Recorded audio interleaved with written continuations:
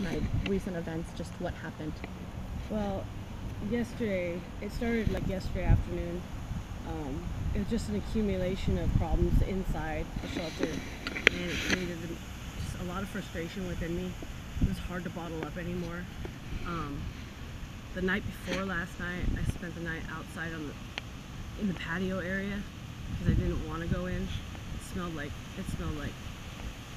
poop inside. We've had a lot of leakages out of the porta potties inside. They've been down now for I think 4 days. Showers too, all say out of order. They've all been locked, and we haven't been given like an update as to when they'll be available.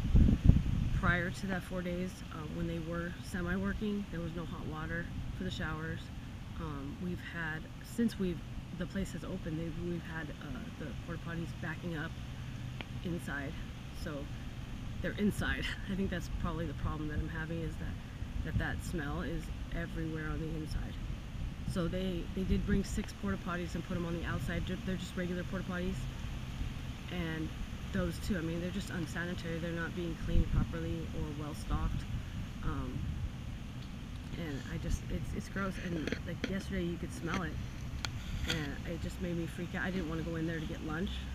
My husband went in and got me lunch because I didn't want to go in the building because you could smell it outside, and the management was cleaning it up with a suction like hose off the floor on the inside, because the way that they have it is the porta potties are on this side of the shelter, and the showers, laundry room, and then on this side is the living quarters and the dining room. So it's only separated by a little computer room where you can use the computers. It's not even a full wall. They're just like cubicles, like partitions. So from here up to the ceiling, they're open. So I mean, the smell is gonna float over, you know. And I mean, we've had a lot of complaints from a lot of different residents. A lot of people have voluntarily left. They've exited quite a few people the last couple of days, but I don't know why.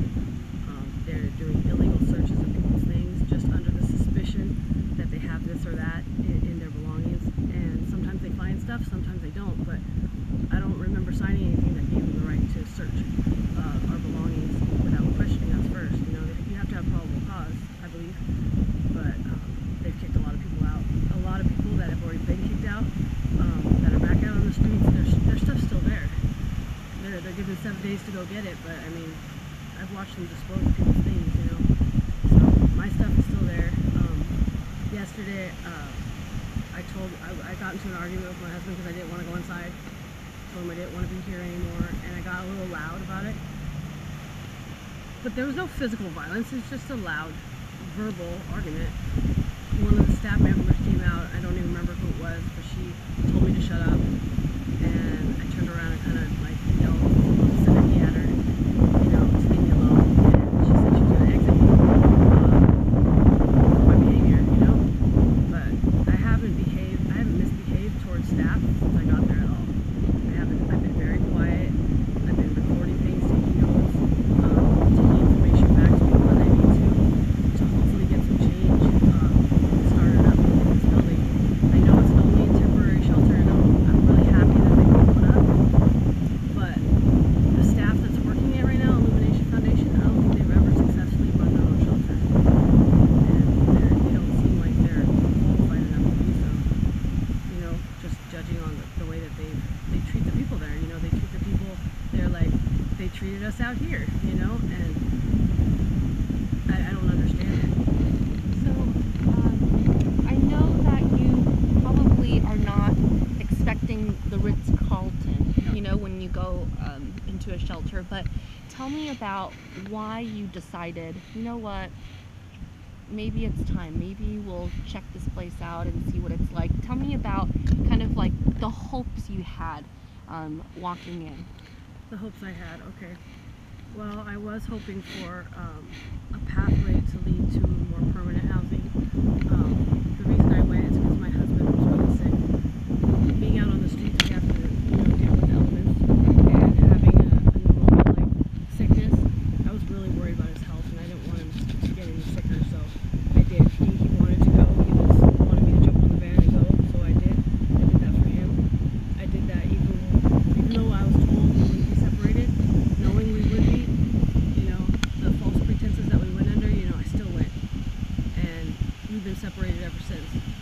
And do you know how long you stayed in the shelter before yesterday? It's been 3 weeks. About 3 weeks. Yeah. Yeah. And it's been open for what, 4 weeks, 5 weeks? Something like that. Yeah. I think yesterday was the anniversary date, the 30th day. Could be. So if you can tell me,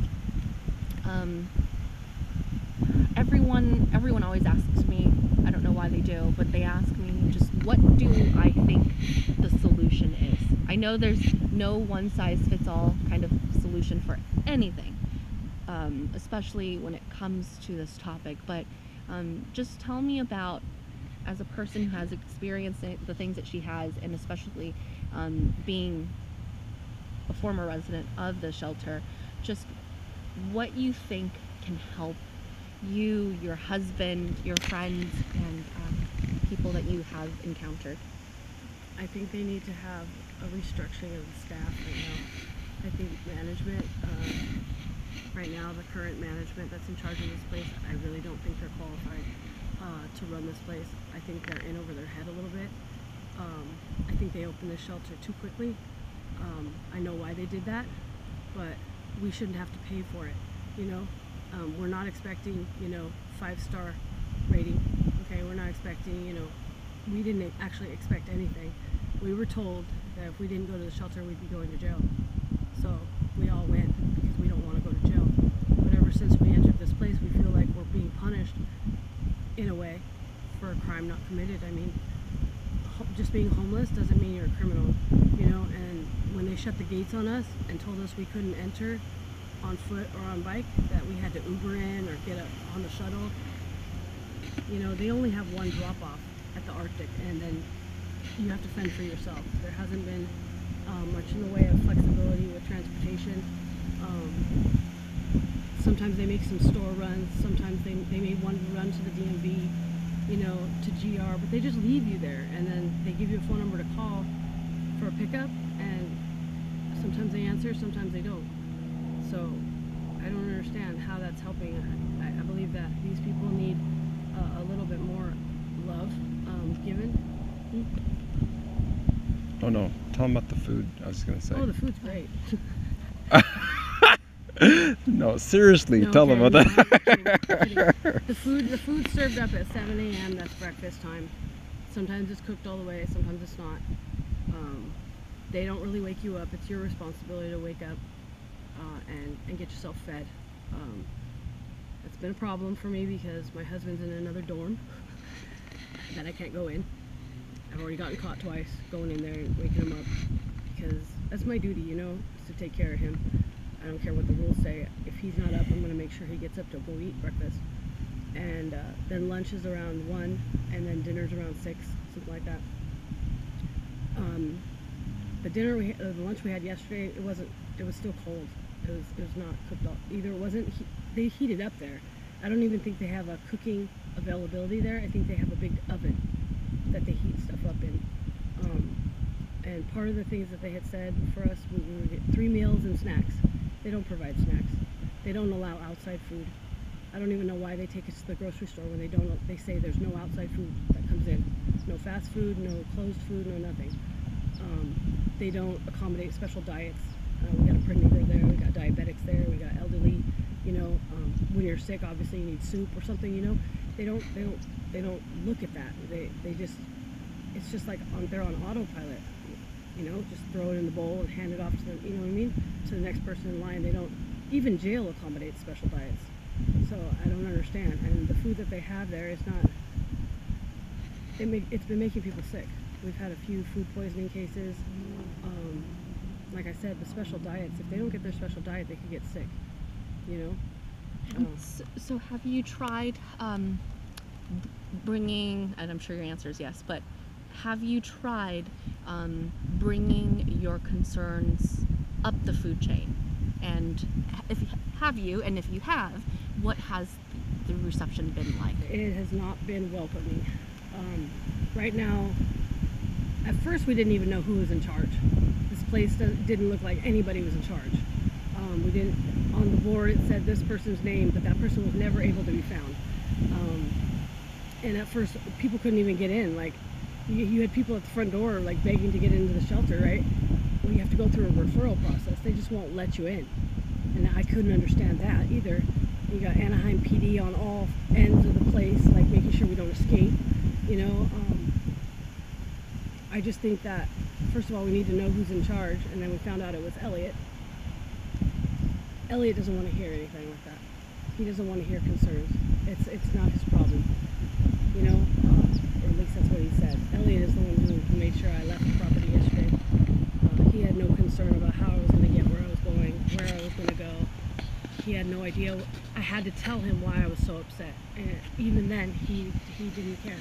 He said, I told him he's not qualified to run this place, and he agreed with me. You know, he said, you're right about that. Like, he said that in front of people. Like, if I was right, then why don't you step down, or why don't you take that concern to your higher up, you know? But I did some research. Illumination Foundation, I don't believe, has ever run a successful shelter. Only an outpatient program. Well, this is a shelter. And they made us sign a bunch of stuff that was absolutely just ridiculous. Something says we can't dial 911 in the event of a life-threatening emergency. We can't. They won't allow it. They have to be the one to dial 911. That's ridiculous, because in that time frame, someone could die. They made us sign a release of liability on the insurance for the van, the shuttle that takes us to and from wherever, that they're not liable in the event of an injury or accident. That's concerning, but I don't think that that is even valid, you know, because we're not an outpatient program. And all the verbiage said it was an outpatient. The shuttle was taking us to outpatient appointments, but that's not. It's just dropping us off at the Arctic. So we had to sign all kinds of things. And if we didn't sign the paperwork, we couldn't get into the shelter. I didn't receive copies of anything. I requested copies, and I still have yet to get them. They didn't make me sign anything for exiting yesterday. I asked for copies, still didn't get them. So, what's your plan now? Well, my husband wants me to go back into the shelter. He really does. He doesn't want to be out on the streets. He wants me to be patient and put up with it for right now. Because out here we're going to get harassed by the cops. And tell me about that, because this whole thing was, you know, we have to provide enough beds in order for us to enact all of these citations, to make it legal for them, justifiable for them to do that. So tell me about that, as someone who's been on the other side of this receiving end. Just when Like you right receive now- that right now- citation, what can you do? Right now I have a warrant for failure to appear on a sitting on the sidewalk ticket. Wow. I was sitting on the sidewalk. Who goes to jail for sitting on the sidewalk? It's terrible. If they catch up with me right now, I would be going to jail on a warrant for sitting on the sidewalk and it being an obstruction. It was 5 a.m. We were getting ready to move back into the park. And the cops rolled up on us, and I was just like, really? Sitting on the sidewalk is ridiculous. It's absolutely ridiculous. And the whole reason I didn't go to court on that is because it was pouring rain. Pouring. Like, that's when the big storm hit us. It was December 7th. And I couldn't go to court on that. Wow. I had no ride. I had no bike at the time. I had no bus pass. I had no assistance getting there. Even if I had a bike, I had no bike law, you know? And it was pouring. Like, I would have gone to court drenched for sitting on the sidewalk. And it would have been a dismissed case, more than likely, but that's not guaranteed. So now I'm sitting here with a warrant. So if I get caught up right now at the park, I'm going to go to jail. I'm going to go to jail for sitting on the sidewalk. And these are absolutely ludicrous tickets that they're giving us. And I didn't think they needed to justify it. They've been doing it. They've been doing it. I mean, he went to jail. And he had a right to film, you know? So tell me about, you know, why you're speaking to someone like Joshua, like an advocate. Tell me Because there's a lot that of people. relationship. There's Yeah. a lot of people out there that can't speak for themselves, that have been putting up with it for so long, and that they just think it's normal. They just think that that's the way it's supposed to be, that there's not going to be nothing that's done about it. They don't believe one person or a group of people can make a change, you know?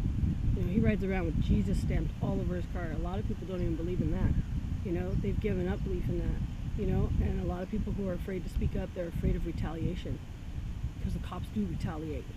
They make sure, they take it personal. And I have a couple officers right now who know that I know it's personal with them. And if he sees me here right now, I'll go to jail for sure. Like, he doesn't like me because I spoke up for my rights. You know, I know my rights. I've done my homework. Luckily, the 9 months I spent here at Maxwell, there's a library. You know, so anything I wanted to know is right there in that library. And I spent a lot of time in there getting books and reading about civil rights, human rights, you know, the right to exist. And that's the thing is they crammed us into this building for one reason alone, to satisfy a federal court judge. They didn't do it for us. They didn't do it to help the homeless people. They didn't do it out of compassion. They did it because they were forced to. And they were given a time frame which they maxed out. And now that's why they're so happy and so proud of themselves for cramming them in so quickly, because they had to. They had to meet a quota. Mm-hmm. They still haven't met that quota. The way that they're kicking people out right now and the way that people are I mean, Tony got kicked out for just bringing his computer out and hooking up his printer to it. Him and Elliot got into it. Wow. But it doesn't say that it's not allowed. He had to go to court, he had to print some documents, and they wouldn't assist him in that. So he pulled his own stuff out, and they kicked him out for that. Michelle, I'm gonna stop recording. Mhm. Okay. I'm gonna. It's no longer red, right? Yeah. So I'm gonna just take. No, There you have it, friends. Please share the video. Do join Homeless Advocates for Christ on Facebook. And just pray change comes and that Michelle and others get the help they need. It's an unfortunate story here in Anaheim, California. But I think we can make a difference. We keep fighting for that change. So thanks for your prayers and support. May God bless you as you seek first the kingdom always. Bye-bye.